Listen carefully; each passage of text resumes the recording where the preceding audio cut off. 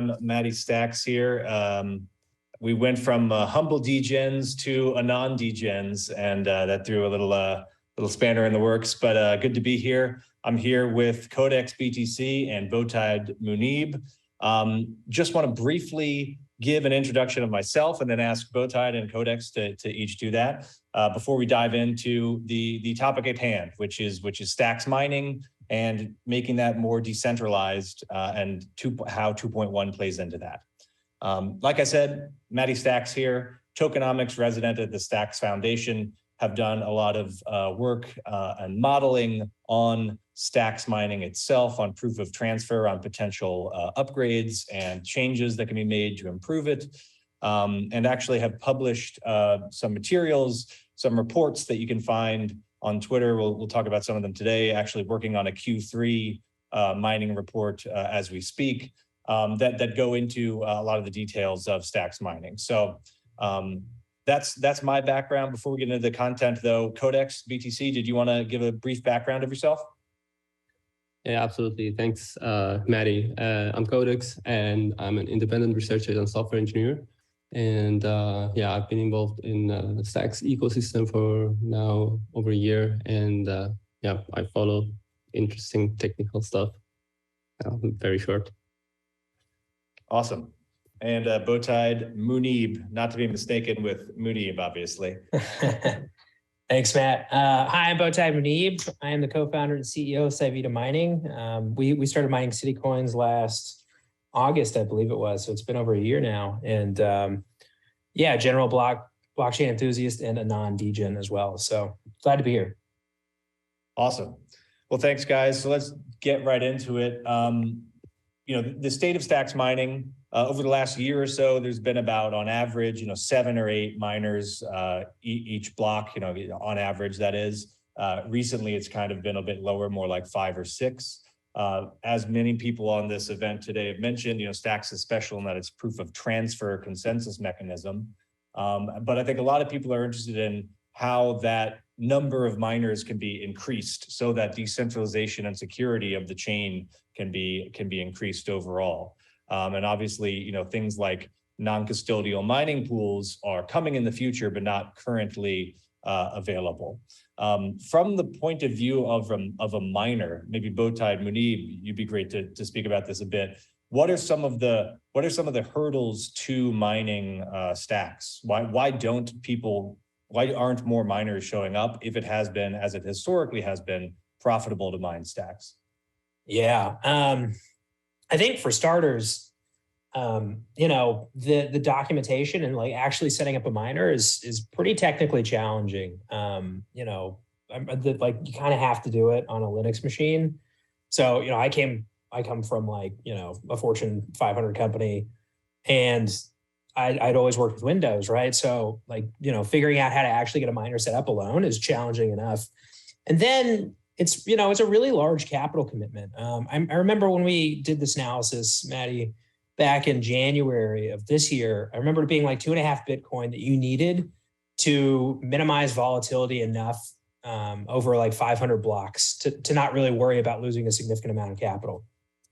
Now, because stacks prices come down relative to Bitcoin since then, that number is probably quite a bit lower, but you're still probably talking about 20 or 30 grand worth of Bitcoin that you need to be able to reduce your volatility enough over enough blocks to where you're not worried about, you're significantly concerned about capital loss. And that's a pretty big hurdle as well, right? I mean, it's a large capital outlay for anybody, really. Unless you're like a multimillionaire or billionaire or something like that, right? I mean, but for the average, for your typical blockchain enthusiast, it's probably quite a bit of capital. And then there's a lot of volatility in the stacks BTC exchange rate, right? And that means that you take on a lot of risk when you're mining stacks. So I think those are kind of the two big things, like just the technical hurdle of actually getting a miner set up. It's not simple. And then, there's a lot of economic risk. So the two biggest hurdles for you, because obviously this is something you've looked at doing, looking at running if it was even possible to run a stacks mining pool, the two biggest hurdles you see were the technical setup cost and then the actual monetary kind of starting capital to get started. Right. Yeah. Codex, any thoughts there? Perhaps even on the technical side of things? Actually, I agree on that as well, because even so, I come from a technical background, and setting that up also was, at least at the time, was not necessarily an easy endeavor.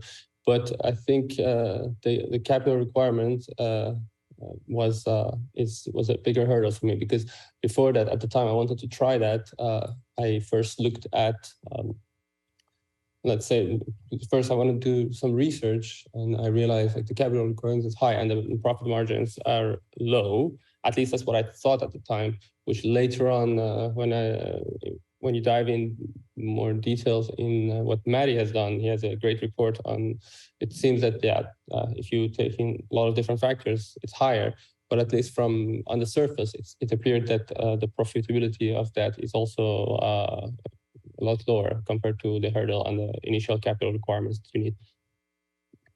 Yeah, makes sense. I mean, I think in my latest numbers, it's still Bowtie, perhaps not 2.5 Bitcoin, but it's still in the tens of thousands of kind of US dollars of capital to kind of de-risk yourself to get started, as well as these kind of technical issues that you're mentioning, Codex. So you didn't find it super intuitive, even as a relatively technical, developer. So those are definitely challenges to explain perhaps why there haven't been more miners of stacks historically. But there's good news on the corner, right? 2.1 brings some very important features that enable decentralized mining pools. And I think that's pretty much the holy grail for any type of mining, whether it's proof of work for Bitcoin, right? Whether it's, not personally a huge fan of proof of stake, but, being able to delegate to a delegator is conceptually the same thing. So I think that will unlock quite a lot of more mining activity on stacks, right? Because when people are able to reduce that technical challenge, reduce the amount of capital they need to actually get in the game, that will be a game changer. Munib, as someone who's run, Bowtie Munib, I should be clear, as someone who's run, Citycoins mining pools and has looked into stacks mining pools, even considering running custodial ones, getting, that license and everything. What are you most excited about? What do you see as the biggest changes here? Do you think this will change the shape of stacks mining? Yeah, it's a good question. I would say that being able to pay mining rewards to a smart contract really begins to allow for the enabling of decentralized mining pools. There are still challenges there, of course, right? Like, on the stack side, for the payouts, you can definitely have those go to a smart contract and pay out to pool participants. But, you are going to rely on a centralized authority to effectively direct Bitcoin to mining, right? Because ultimately, like the Bitcoin has to come from a single miner, right? At least that's the way like things are currently structured within the Stacks ecosystem. Like, yeah, but I think it's also enabling Bitcoin address. But it's also enabling multi-sig wallets to be able to submit. Okay. So if a multi-sig wallet could submit like Bitcoin bids, right? I mean, I guess the challenge there is like, okay, let's say it's like a 3 to 5 multi-sig, right? Do you have to have 3 people sign every single time a bid goes out? Presumably, yes. In a similar way, but I imagine you could, automate that in a similar way. You could probably automate that, yeah. Right. Yeah, I mean, I guess, yeah. I mean, like, listen, if you can have like a multi-sig handle the Bitcoin bids, right? And you can have the payouts go to a smart contract, kind of the sky's the limit then, right? I mean, like then it becomes just the technical hurdle of being able to get automate the signing of the multi-sig, and figuring out a way to have maybe the payouts from the smart contract occur in an automated fashion, right? As opposed to having requiring like somebody to actually execute the transaction. But yeah, I mean, that's like a big step in the right direction, I would say. So were those the 2 biggest blockers when you looked into it, being able to basically submit the bids, which are denominated right in Bitcoin and in sats, submit the bids in a non-custodial way, a multi-sig way, and then also on the end of the piece, when you've won a stacks block and earn the Coinbase reward and the fees reward, distributing those stacks to someone trustlessly, which would be done, presumably via smart contract, which 2.1 enables. With those are the two biggest hurdles you encountered? I would say so, yeah. And because there's so much centralization that's required there. I'll also say that coming from like a U.S. jurisdiction, there's also a lot of concern about regulatory there. Like, if you're essentially managing, or if you're set in a centralized party that's moving around this Bitcoin or these stacks, then you could be viewed as like a money manager, and then you need a license for that. Whereas if you can have it all work through like a multi-sig wallet and a smart contract, all of a sudden maybe that's no longer a concern. Awesome. Yeah. I think that's a good point. Sorry, Codex, did you have some thoughts? Yeah, I think that's what I think. It could even make it a lot more interesting than when you can have a full-fledged DAO built on top of that, where you can operate fully decentralized and have the governance and everything. And this, I think that will be quite unique, especially in the Bitcoin ecosystem. And it's on Bitcoin, so this could be quite exciting. Yeah, I think that's a good point. I think, as you guys are both saying, there's still some 2.1 definitely moves us in the right direction by leaps and bounds towards enabling, decentralized, non-custodial, mining pools and improving the number of miners. But there are some hurdles that remain, as you guys are saying, if I'm hearing you correctly, about some kind of federated or slightly trust-based system of who is holding those keys of the multi-sig wallet, for example, of who's submitting the bids. So that could be some kind of federation or DAO, or like Frigier's pool, some small group of highly trusted people who have a lot on the line that there's no reason there could be 10 different mining pools, right? Where you can diversify your kind of exposure among different parties. But obviously, the smaller a pool gets, the more closely it gets to the downside of being an individual. So, Bowtied, any thoughts there about what the evolution of non-custodial mining pools might look like? Yeah, I think it's going to be, I'm going to be honest, I think it's going to be a tough slog for anybody that wants to launch a new mining pool, because you don't think it'd be as simple as launching a staking pool, for example? No, I don't. I mean, you mean a stacking pool? A stacking pool has its own challenges. Yeah, of course, a stacking pool, yeah. A stacking pool has its own challenges, but no, I mean, it's going to be more difficult, and it's going to be more difficult primarily because there's like a maximum threshold of Bitcoin that can be bid in every block, right? So, I think you're going to be constrained, like any new miner, the number of total new miners is going to be constrained by that probably. You're going to be competing with a number of entrenched miners already, many of them of which probably have like large bases of stacks already stacked. They're probably doing like the whole discount mining thing where effectively their cost basis is lower than the cost basis for other miners. So, I'm not saying it's impossible, right? I'm just saying that like from an economic perspective alone, it's going to be pretty challenging. Yeah, makes sense. I think, Codex, any other technical challenges you foresee? What I think, if you think about it, generally running mining, probably also Bitcoin or or any other chain, mining is generally more of a challenging endeavor technically. So normally when somebody decides to go in that direction, it's expected to have to deal with some extra level of technical complexity compared to let's say if you want to do stacking or any other operation.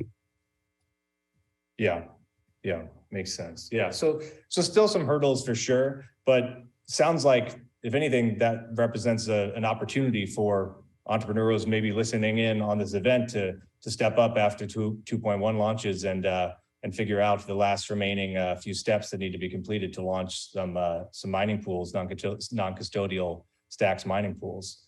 Bowtied, any hints there? Anything you're considering? Yeah, I've definitely thought about it, considered it. I think well, I don't want to give away other people's alpha, but I think there are a couple of other teams also in the ecosystem that are working on this as well. Yep. So, I suspect probably after 2.1 is launched, very shortly thereafter, we'll start seeing more innovation around stacks mining. But yeah. I think that definitely sounds inevitable. And I know a lot of people will be looking forward to that as occurs and the decentralization and security of the network increases.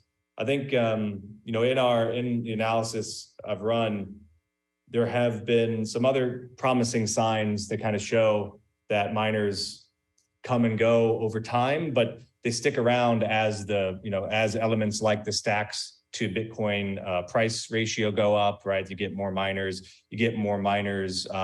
sharing the profit in general as there's more profits available. So hopefully with a kind of boost from 2.1 and adoption, it'll bring a benefit to the increased number of miners in multiple ways and attention to trying miners. There's also a couple proposals to almost experiments to see if there are other ways to improve the decentralization of mining other than just pools that have been discussed. I don't know if either of you guys have followed those too closely, things like dust mining or weighting larger bids, kind of discriminating against larger bids versus smaller bids. Any thoughts from either of you guys there? Yeah, so I remember there was hundreds and hundreds of posts on a particular thread in the Stacks forum thread for anyone. Yeah, exactly. Yeah. I mean, I thought there were a lot of great proposals in there. I can't, it's been a while since I've really grappled with this, but I'm not really sure I understand the dust mining aspect of this so much. I do think the idea of like weighting bids could potentially work. I'm not really sure how you would do that. Like off the top of my head to improve decentralization or security. But I do believe that, there's probably some efficiency to be gained there. It's also it's a risky thing to do, right? Because, it's hard to say how it plays out in the long run. And right now, even though there's only 5 miners, some people may look at that as like a negative, right? But if you look at like the number of like Bitcoin mining pools, it's like what, like 7 to 10 or something like that. So we're really not that far off. I guess what I'm trying to say though is that like, what we have works at the moment. It's not always perfect, but there's also risk to changing it up. I think that we should explore all options for sure. I think we just got to be sure to do like a lot of modeling, and you got to really kick the tires on it to make sure we don't break anything. Yeah, I think that's key when you're changing anything, related to the consensus mechanism of any protocol, not just modeling, but also knowing that even if you go ahead with the change, that there's kind of like a fixed understanding of what the possible scope of things that could go wrong is. So even if your modeling is completely wrong, right, or absolute worst case scenario occurs, there's still a known boundary of bad outcomes that can occur. Yeah. So I think those are all great things to keep in mind as we have conversations about improving stacks mining, as we have conversations about how to make it more decentralized. Definitely a lot of benefit to doing that, and a lot of improvements coming along in the near future to improve that. And we can continue to make changes and continue to make experiments, but also need to keep in mind that the priority should be, the decentralization of security and stability of the L1, chain itself, or the base layer chain itself of stacks and its mechanism to secure to Bitcoin. So we're out of time. I'd like to thank both Munib and Codex for being here. Thank you both.